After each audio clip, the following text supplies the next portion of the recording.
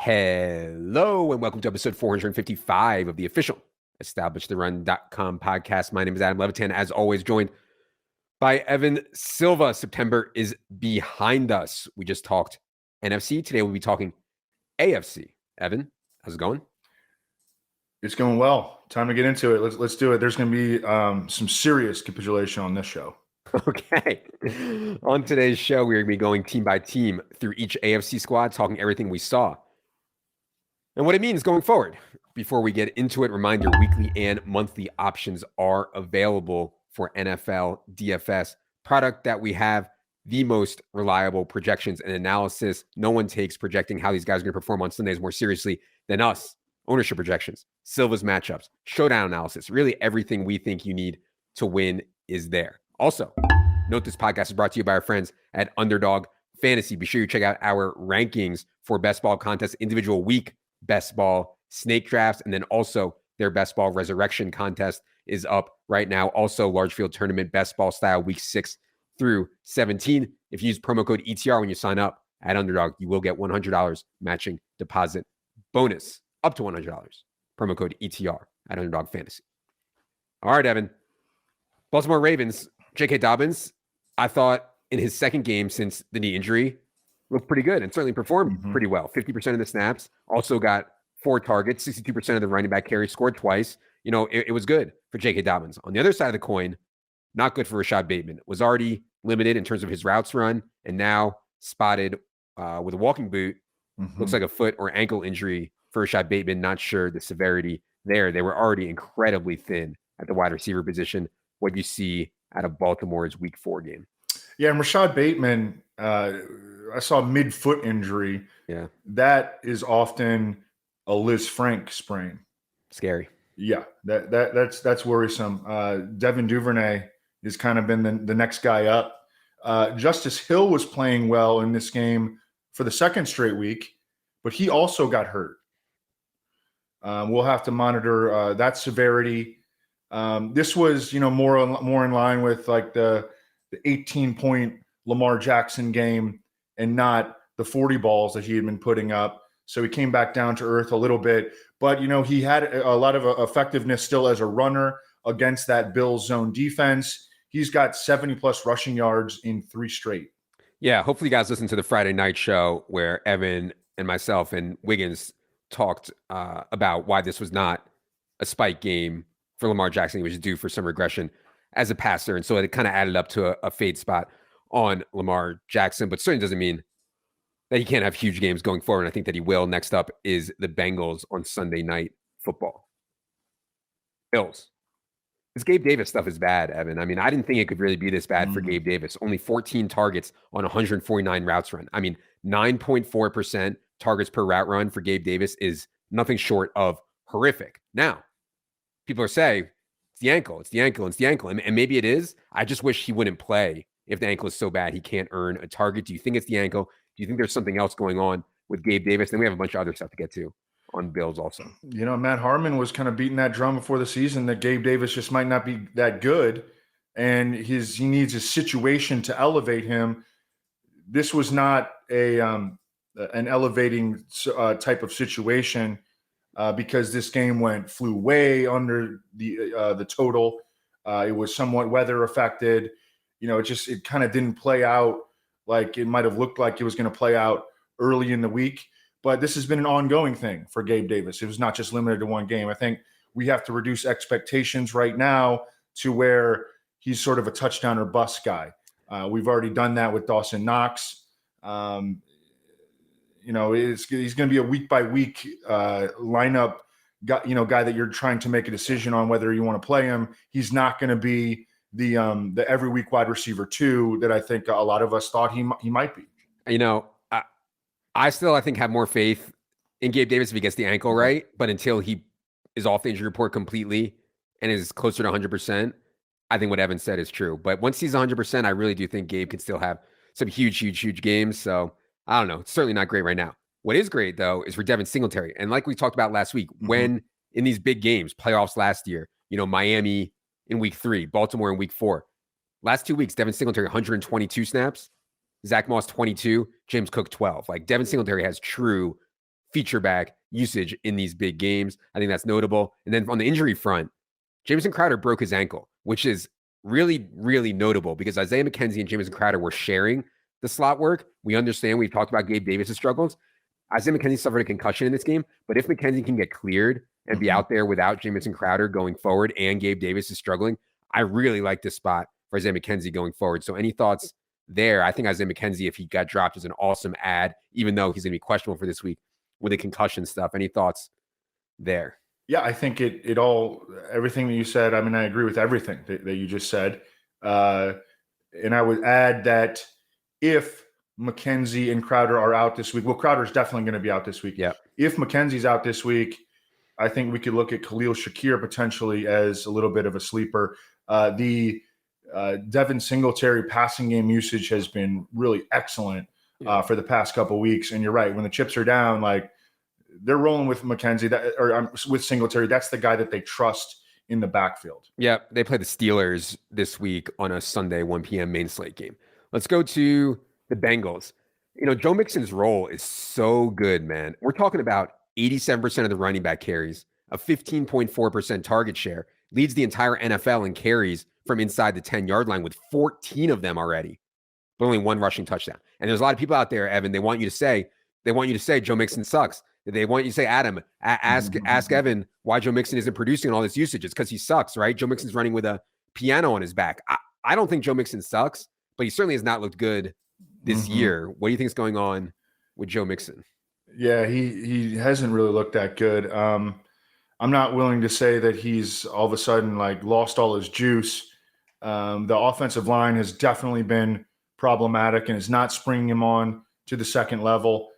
The thing is that this usage is just so valuable that, even if he is running with a piano on his back, like he's still going to be pretty good in fantasy. And I bet he's going to have a monster explosion game coming up real soon. I'm sure there's some people in some leagues who are not happy with Jamar Chase's production, 54 yards, 29 yards, 81 yards in his last 3 games. I don't think anybody's actually selling Jamar Chase, but if they were, I would certainly be buying. I see nothing to think in anything that Jamar Chase is not still an awesome addition to your fantasy team and like a top 10 player. So, I don't think there's anything wrong with going out and getting Jamar Chase if someone is panicking. Let's go to the Browns. David Njoku was balling, and now he's running a route on 86% of the dropbacks, and they're featuring him in the pass game, 573-0 in this game. We all know he broke out in week 3. I mean, an awesome asset at the tight end position right now. And speaking of awesome assets, Nick Chubb, it's like outlier, but it's not an outlier because it's every single year.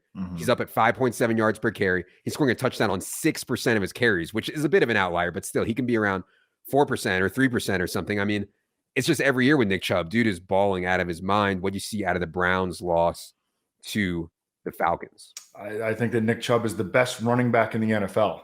I don't think he's the best fantasy back because he's still losing 12 to 15 touches per game to Kareem Hunt. And, the passing game usage is maybe just never going to be there for him. But man, I mean, his balance on contact is just incredible. Yeah. And I think he's playing at the highest level of his career right now. Yeah. Unbelievable. I will say one thing macro on the Browns. They've played the Panthers, Jets, Steelers, and Falcons so far. Like nobody could ask for a softer first month schedule. They come out of it 2-2.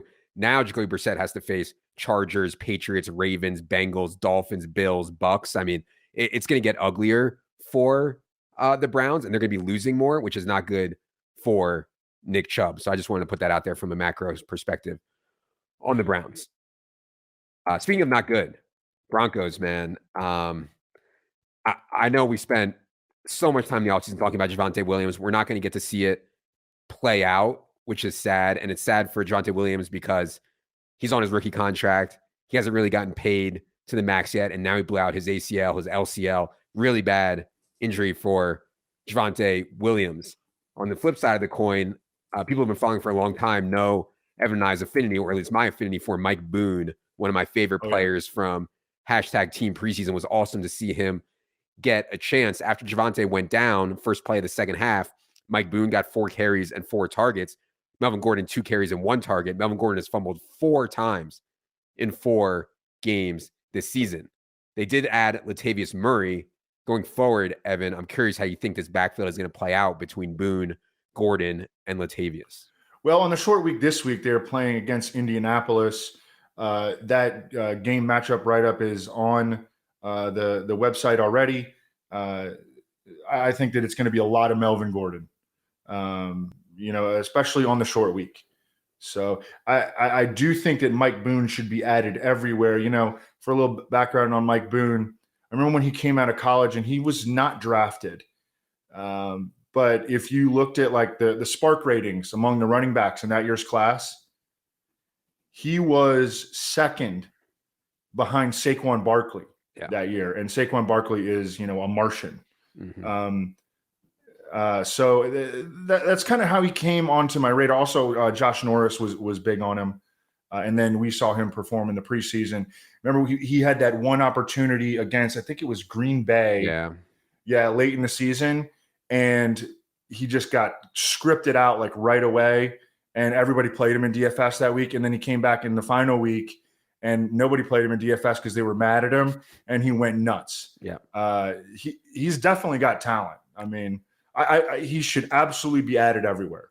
I actually think that it'll be 50-50 as soon as Thursday. Really? Okay. I think Mike Boone's been with the team since training camp. He's been with the team for a while. I think he's ready to play. And I think Melvin is just like, they're tired of the fumbles and Hackett is kind of a dull. I think it'll be around 50-50 with Boone and Melvin. But yeah, I could see it going a little bit more towards Melvin also. So we'll see there. Man, speaking of bad, Albert O played 1 snap in this game. He was just not in the game plan at all. Eric Seibert and Eric Tomlinson combined for 65 snaps. I think that Albert O is at risk of being a healthy scratch when Greg Dulcich gets back, which is likely next week. This coaching staff hates Albert O, and maybe we should have reacted more to the preseason stuff where Albert O was playing when the other starters weren't. Albert O was playing into the 4th quarter with no one else. Staff hates him, but he came out and he played a decent amount in weeks 1 and 2. Mm-hmm. It's frustrating. And season long, it's easy. Cut him and move on. Mm-hmm. That should have been done 1 or 2 weeks ago. The part where it stings most is I have a lot of Albert O in best ball, and that's going to sting pretty hard. Any thoughts on Dulcich or anything else on this situation? Yeah, I mean, we talked about Greg Dulcich a lot. He's been like just a ghost. I mean, this entire time. Like, did he even play in any preseason games? I don't think so. He's been hurt since June, hamstring, something else. But he was a 3rd-round pick. He was signed off on by this staff, which did not sign off on drafting Albert O last year. And Greg Dulcich was like a seam-stretching tight end in college, average over 17 yards per reception. That's not usually a number that you see for college tight ends. He's got some potential. I'm looking at picking him up in tight end premium. Yeah, it's got to be super deep and maybe tight end premium, but I think it's at least worth monitoring. But yeah, I just don't have a lot of faith in this Broncos offense. I think that Russ is probably worse than we could have really thought. Well, Russ played pretty well in this one. Yeah, that's fair. But man, I just don't have a lot of faith in this offense going forward, I guess I'll say. But I wanted to say some stuff about Courtland Sutton, though. And Courtland Sutton he's balling out. And I saw ESPN came out with like open scores or something, how much wide receivers are getting open. And Courtland Sutton, who's not necessarily a career separator, he had like the number 2 open score, according to Seth Walder of ESPN Analytics. That's pretty impressive. He's playing at a really high level right now. I think that Jerry Jeudy is an every week wide receiver 3, but I think that Courtland Sutton is an every week wide receiver 1. Agreed. Let's go to Houston. Really good signs for Dameon Pierce. In a game that the Texans trailed the entire way, Dameon Pierce still played on 68% of the snaps. He saw 6 targets for 17% share, 19 routes on 39 dropbacks for Dameon Pierce. And then, of course, as he has been getting 100% of the running back carries. So, yeah, I mean, the Dameon Pierce stuff is super live. Offensive Rookie of the Year. Jake Mason, a longtime follower, tweeted us that he has some ridiculous, like 200-1 ticket on Dameon Pierce to lead the NFL in rushing. I mean, obviously that's unlikely, but is live. So, yeah, good stuff on Dameon Pierce. And then the Brandon Cook stuff that we talked about, hopefully on Friday, you guys heard the show and listened, I mean, Brandon Cooks' catch rate coming into week 4 this season was just 44%. Career was 65%. We knew that was going to regress positively. Then he goes out and catches every ball that comes his way on Sunday on the turf in a much better game environment. And we also saw it with DJ Moore's catch rate and Devontae Adams' catch rate this week. Like, these guys are going to typically play to close to their baselines in catch rate, at least. Evan, what'd you see out of Houston? I mean, they came back. They had a chance in this game. They came back from a really big deficit and had a chance. What'd you see out of Houston? Yeah, I just think it's a really positive. And Burkhead still played quite a bit in the game, and he contributed in the passing game quite a bit. I mean, he had 5 catches for 39 yards and a TD.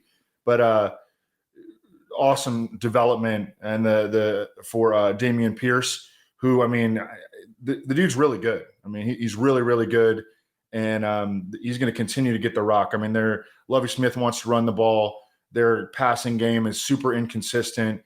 Dameon Pierce should be the consistent part of this offense going forward. Yeah, I mean, he's very clearly good, and they play Jaguars, Raiders, Titans next 3 games. Do the Texans? That's really nice. Colts, finally. I mean, it was not a great best ball week for me, but Mo Alley Cox saved the day, man. Mo Alley Cox went completely off. And let's listen to this routes per drop back by week for Mo Alley. Week 1, 38%. Week 2, 48%. Week 3, 53%. Week 4, 63%. So hopefully the coaches have seen and are willing to reward Mo Alley Cox. I mean, this dude needs the ball. Matt Ryan looks like an absolute decrepit mess out there, but Mo Alley Cox can help him. The other issue on this short week is Jonathan Taylor hurt his ankle. Doesn't sound overly serious, but it is an ankle sprain, and he can consider him a game-time decision for Thursday. What did you see out of the Colts? It was ugly for the Colts, man. I thought that they would play well here against the Titans. Yeah, and I have to capitulate and apologize on Jonathan Taylor. You know, he checked every box going into the game. He really did, and he just had the worst possible outcome. He winds up getting freaking hurt. I don't think he's going to play on Thursday night. I think he has technically a mild high ankle sprain, but we need to talk about what they're going to do in his absence, because they've got obviously Nyheim Hines. Philip Lindsay is on the practice squad. They will almost certainly bring him up. There is another running back that they have on their practice squad. Everybody got 12-man practice squad. It's ridiculous. Devontae Price, a rookie out of Florida International. If you're in a super deep league, that's at least a name to put on your watch list or whatever. And Deion Jackson has been only a special teamer to this point. He's on the 53. I think it'll just be a lot of Nyheim Hines if Jonathan Taylor does not play on Thursday night against Denver. Yeah, and obviously with the skill set that Nyheim Hines, extremely, extremely, extremely valuable, especially in full PPR, but also in half PPR as well. Another dude, and we're just talking about the open scores from ESPN Analytics, Ashton Doolin, your boy. He has one of the top 10 in the league, but they have confined him to 4th receiver. It's time for them to get Paris Campbell out of there and get Ashton Doolin balling. Past time, way past time. I don't have a lot on Jacksonville. You know, it was a weird game with the weather and everything, and playing a really good Eagles team. They got behind in the second half. Travis Etienne actually ended up out-snapping James Robinson, which is not anything close to what we've seen lately. So there's, week-to-week fragility there between those guys. Zay Jones did not play in this game. I thought Zay Jones was going to play, ended up not playing. Late scratch on Zay Jones due to the ankle. Jamal Agnew gets in there and has a good game, which just shows how good this role is kind of that Zay Jones has. But anyways, what do you see out of the Jaguars game in Philly? Well, this was probably the most weather-affected game of the week. And Trevor Lawrence did not look comfortable in the weather. He played in very few weather games, if any, at Clemson. And now he's playing, in Florida, which, I mean, they're having a weather event right now, a real bad one. But, for the most part, he's going to be in favorable weather. That was not the case for Philadelphia. Like, they just dominated in the weather because their offensive line will kick your ass, and they're built to be, a mutter team. The Jaguars were not. Trevor Lawrence struggled. And this was not a good game. I think he had 5 turnovers. 5 turnovers because he lost 4 fumbles. He had a pick, and then he took 4 sacks on 20. All right, let's go to Kansas City. Mahomes played his ass off, man. I mean, Mahomes was awesome in this game. They played really well in a difficult spot at Tampa on Sunday Night Football. The Juju stuff, I was looking at Juju's underlying stats. The average depth of target is low, man, 7.4 yards. He was at 6.3, 6.6 with a corpse of Big Ben the last 2 years. So he's still running these really shallow routes that just aren't that valuable. But still, he's seeing 18.5% of the targets from Patrick Mahomes. And considering the throw rate over expectation for the Chiefs, like the volume is still there. 70% catch rate for Juju is really good. So, it's not what I wanted from Juju this year, but it's not horrible either. It's just like kind of meh, kind of fine. What do you think of Kansas City's game on Sunday against the Bucs? Yeah, I expressed a little bit of concern about the offense last week that maybe, week one, 5 touchdowns from Patrick Mahomes, just one of the best quarterback performances of all time on an opening day, was more a product of the Arizona defense, which, we know is really bad. And then he had, a pretty good game against the Chargers, did not play well, missed some throws against the Colts. And I was like, I was starting to get a little bit worried about the offense, especially for someone who has so much Kelsey in the first round and Mahomes in like the 4th or 5th. I mean, I just kept smashing that button throughout the draft phase. This quelled a lot of my concerns against one of the best defenses in the league. Patrick Mahomes, he looked really good in this game. And so did Clyde Edwards-Helaire. However, to me, I think the biggest potentially fantasy story that came out of this game was that Isaiah Pacheco looked like the best back on the team here. He's got a lot of juice. He runs really hard, and his role is increasing. Previous to this game, in week 3, Jerick McKinnon led the backfield in snaps. And Jerick McKinnon was sort of phased out. He did get some opportunities. He got stuffed at the goal line. I played him in the captain in Showdown, and I was like, come on. But he could not get in there. I wish I would have played Clyde Edwards-Helaire in this one. But I think Pacheco's coming for him, man. I think Pacheco is the arrow was pointing up on him. Yeah, Pacheco had been previously getting mostly garbage time. He got very early in the game. I mean, he was in the game very early here. Clyde Edwards-Helaire still, continues to get high value touches though, and I think his role is still plenty valuable. We saw a little bit more of Sky Moore in this game, so the arrow is pointing up on him a little bit as well. You can't play him yet, but that time may be coming. Yeah, I would certainly be trying to hold Sky Moore if I can in deep benches. Vegas. Josh Jacobs, man, and we probably owe an apology to Josh Jacobs. I mean, we've said some really bad things about Josh Jacobs. Dude is playing his ass off. I mean, he's playing really, really well, and the Raiders see it because Josh McDaniels, who long time only ran a committee, last 2 weeks running back touches, Josh Jacobs 51, Brandon Bolden 6, Zamir White 2, Amir Abdullah 0. I mean, this is all Josh Jacobs, and he was 5,500 with this ridiculous role. A lot of people played him. A lot of people played him in cash, which I thought was good, but probably not enough considering his price and his role. Any thoughts on Jacobs? Anything else on the Raiders? Yeah, I did want to mention, I'm not taking anything away from Josh Jacobs. I mean, he's been good, like real good. And he does have talent. I mean, it's just he hasn't been able to hold up physically over the course of time. And, the passing game usage stuff has always been, problematic for him. They declined his, 5th-year option before the season. They brought in a bunch of other dudes. He's overcome all that, and he's balling out. And I mean, he's like an every week RB2 with RB1 upside at this point.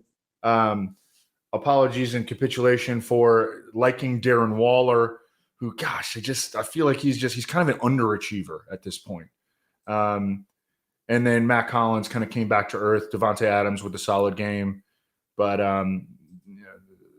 that's pretty much all I got here on the Raiders. Yeah, I mean, the Waller stuff is not great because even with Renfro out, Waller's not commanding a huge percentage of the targets, and that was the bear case on Waller coming into the year. Devontae Adams is going to get so much that it's not great for Darren Waller, so it's kind of playing out. Chargers. This Austin Eckler pass game role, man. I mean, and I get that Keenan has been hurt, out, banged up, whatever, but Austin Eckler is on pace for 115 catches this year. The NFL record for running back is 116, set by Christian McCaffrey in 2019. Eckler's rushing role hasn't been great, but against the Texans, I mean, just absolutely shredded on the ground and through the air. Great game for Austin Eckler. My most disappointing stuff, I would say, was Josh Palmer, who, may not be that good at football, but with Keenan out, I expected him to really fall into 4, 5, 6 catches, and it's just not happening. What you see out of Justin Herbert and the Chargers in Houston. Oh man, I had a nice squad. It was a little chalky, but the squad that I made started with Herbert, and then Big Mike, and then Gerald Everett, and then Josh Reynolds, and Jamal Williams, and Rashad Penny. But of course, I had to jam in Jonathan Taylor and the Colts defense, and it wound up being, fine. But if I had played Eckler instead of Jonathan Taylor, like, we would have been shipping. Yep. And I know a lot of people did play Eckler. I think Leone played a decent amount of Eckler this week, and that was an awesome play. That was an awesome play. And Austin Eckler is going to be fine, because I know that there was a level of concern about him. His usage had not measured up to what we expected early in the season. The production had not either. But I mean, Austin Eckler's a baller. He's just not playing as many snaps as he used to, but when he's out there, I mean, his role is so good. And so, you can't take anything at all away from it. The other thing that I'd say is Justin Herbert's health. I know there are a lot of questions around that. He looked not 100%, like he didn't even try to run or look to run, but I thought he looked more than fine, and he threw the ball more than fine. And so I think going forward, he'll be okay. He'll be okay. All right. Miami. The back burner story is that Raheem Mostert continues to ice Chase Edmonds, and I think that's going to be a week-to-week thing. But last 2 games, it's both been Mostert in a lead role, 70-37 over Edmonds in snaps. The big story, of course, is the Tua Tagovailoa situation. Really scary stuff. National television goes down, has to be carted off, taken to the hospital. Scary. Hope Tua is okay. He's already been ruled out for week 5, which means we'll get Teddy Bridgewater against the Jets. We have a large sample of seeing Teddy Bridgewater start NFL football games. I would argue this might be the best spot that Teddy Bridgewater has ever had, with Mike McDaniel as his coach, Tyreek Hill, and Jalen Waddle as his receiver. So I'm actually kind of optimistic. If I needed a streamer this week, I would see what's out there, but I think Teddy is at least in play. What do you think about Teddy going forward while Tua is out? Anything else on the Dolphins? I mean, Teddy can get it done. That was really one of the things that bothered me about them playing Tua on the short week, is like, you have like a fringe NFL starter at worst. It's probably better than several NFL starters, actually. And he played well off the bench against Cincinnati, and he definitely has the ability to, get the ball to these receivers. Like, that's another reason that it made no sense. Like, you got Teddy Bridgewater, man, just, give Tua the rest. But now Teddy's going to get the opportunity, and you're right. I mean, it's a really good spot. Raheem Mostert is like the main back, I think, now in Miami. Certainly what it looks like. And I mean, Teddy can get the ball to Waddle and Tyreek and let them go nuts on the Jets secondary. Like, I think it's an interesting spot. We'll talk more about that on Friday for sure. Speaking of quarterback injuries, so we already knew Mac Jones was out for New England. Then in this game at Green Bay, Brian Hoyer goes down with a head injury. Bailey Zappi comes in and almost wins the game in Lambeau. I don't know too much about Bailey Zappi. I think he might have to start games going forward, though. Evan, what do you know about Bailey Zappi and anything else on the Patriots? Bailey Zappi, Western Kentucky, just dominated, but that's just like a really low level of competition. And he the people, who are purportedly, good at scouting, just, he's not really good at anything. He's not a very good athlete. He's short. He is, he's kind of like stocky. He is, he doesn't have a particularly strong arm, and he's not particularly accurate. But I mean, hey, the Patriots, I guess, saw something in him enough to draft him in the 4th round. I thought it was a really weird pick at the time, but I mean, it's like already has sort of paid dividends. I mean, they almost pulled this off against Green Bay. I hope that even in 2 quarterback and superflex leagues, because we're not even to the bye weeks yet, you don't have to play Bailey Zappi. Well, hold on, Evan. They're home against the Lions. The home against our Lions. So, you know what the Lions do to opposing offenses. So we'll see. We'll see what goes on. But okay, well, maybe I may have to capitulate on that.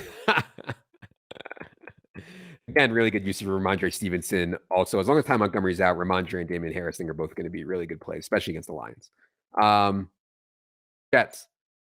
Breece Hall stuff looks great. You know, this was like one of the things that I think we talked about leading up to the year is that Breece Hall was okay in the dead zone because he's so talented. You know, I mean, his workout metrics, his production in college was so outrageous. Breece Hall's share of running back carries by week 1, 37%, week 2, 50%, week 3, 42%, week 4, 65%. So 65% of the running back carries and growing. And then his pass game role, I mean, targets per route run has been outrageous for Breece Hall through the first 4 games of his career. 31.7% targets per route run, just absolutely massive. And so it was good to see that even with Zach Wilson in there, that Breece Hall's pass game role was intact. Really encouraging stuff. What do you think of Zach Wilson's 22 debut? Yeah, I would say it's up and down, but he did play well down the stretch of the game. He's not throwing 50 passes a game like Joe Flacco was, but they let him drop back 37 times. That's a pretty good number. You know, I don't know. It's going to be a sort of a learning process, I think, this year with us as we watch Zach Wilson, because we know that the infrastructure there, at least from a pass catcher standpoint, you know, they lost freaking Max Mitchell in this game, who they've been starting at right tackle. We already know that they're down to, Elijah Vera-Tucker. They moved from guard to left tackle in this game. He actually was awesome in this game against Pittsburgh, which has a pretty good pass rush, even without TJ Watt. But, I mean, they're moving guys around, and the offensive line is worrisome for the Jets, but the passing game infrastructure is really, really strong. All these dudes are playing well. They're taking turns at this point, which is kind of frustrating for fantasy, but it just goes to show they have built a legit, really good pass catcher core. Yep. Speaking of quarterback changes, as we go to Pittsburgh, Steelers finally make the move, which I think they had to and was correct. Halftime, Kenny Pickett comes in for a struggling Mitch Trubisky. Now, the most exciting part of this was Kenny Pickett threw the ball 14 times, including a penalty. 5 of the 14 went to George Pickens. Remember that with Mitch Trubisky in there, Pickens had like no role. Pickens had a 12% target share. So it's exciting. And George Pickens played really well. George Pickens as the number 2 receiver going forward and demoting Chase Claypool, I think is very, very, very, very, very much in the range of outcomes, maybe as soon as now. So what do you think of Kenny Pickett's NFL debut? Anything else on the Steelers? Yeah, I mean, I think it's still fair to worry about like his small hands. He had a ton of fumbles in college. He comes into this game and he throws 3 picks. With that said, he played really well in the preseason. And yeah, I mean, that's the thing that really stuck out to me, is that they were finally getting the ball to George Pickens. I don't want to go too far, but why can't George Pickens be their number 1 ahead of Deontay Johnson? You mentioned 5 targets, including the penalty for George Pickens in this game. Of the official 4 targets, all 4 were complete for 71 yards. George Pickens is awesome, dude. Like, awesome. And I think that there's a connection there, too, between Kenny Pickett and George Pickens. I mean, rookie camps and stuff like that. There's some narrative there where they were together throughout the whole process, and now they get to be in regular season games together as well. Titans, last team we're going to do here today. Derrick Henry did get 5 targets in this game, but he did it on 11 routes. You know, I mean, there are games where you can see they try to get Derrick Henry going early with some screens and stuff like that, but they don't stick to it. On the season, Derrick Henry only running route on 40% of the dropbacks. But yeah, when he gets going like he did against the Colts here, obviously an awesome play. And like that's when you want to play Derrick Henry in DFS. I didn't do it, but he was like 2% owned. When like no one wants to play Derrick Henry, that's the best time to do it. Other news was Treylon Burks is hurt now. We've already talked about Treylon Burks' struggles. Now he's hurt. Turf toe. Does not sound great. What you see out of the Titans. Good win for them, man. You got to give them credit. We've been hard on the Titans. Good win for them in Indy. Yeah. Did you see the route participation for Okonkwo? I did not look at that. Okay. Well, that's something that I'll be writing about in the matchups column this week, and you know, we'll see. because we have to look it up. But this dude, I remember looking at him as a prospect, and I mean, he's interesting. Yeah. He's very interesting, and I think he played pretty well the week before as well. Yeah, and he had some good preseason games as well. Okay, yeah, I know he's a really good athlete. Yeah, he's just a name to keep in mind. I mean, tight end position is really tough in fantasy, so we're always fishing. Yeah, I mean, Derrick Henry looks good again, and I expressed some concern there about maybe he was sort of in decline physically. A couple of weeks ago, I was wrong about that. And Derrick Henry looks really good. He's going to continue to get the ball a lot. Looks like Chig only ran 5 routes in this game against the Colts. Okay. So very productive on his 5 routes, 3 catches for 38 yards and a touchdown. Yeah. I mean, but him performing well on those 5 routes could earn him more. One thing I'll say is that with Treylon Burks now likely out, it should be good for Robert Woods if you think Robert Woods still has any gas left in the tank, and should be good for Kyle Phillips, who came back and played in this game but only got 1 target, no catches. All right. That is going to do it for this week's Team by Team pods. Hope these have been helpful. Hope you guys are enjoying them. If you are, be sure to hit subscribe on YouTube or on whatever podcast platform you're listening to. Helps us out a ton. For Evan, for Producer Luke, I'm Adam. Good luck, everybody.